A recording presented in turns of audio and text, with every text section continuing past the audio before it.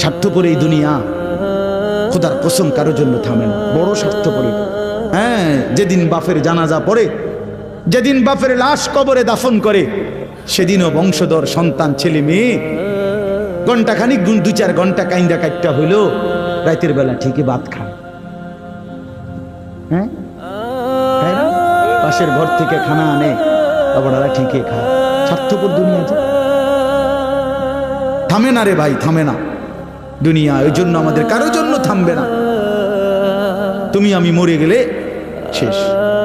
আবারও বলছি কথা, আমি মরে গেলে এরপরে পৃথিবী যত আধুনিকে হোক না কেন, আমার কি কথা বুঝছিনি?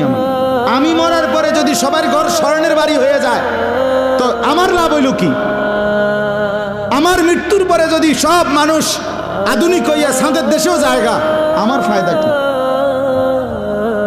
আমি তো না।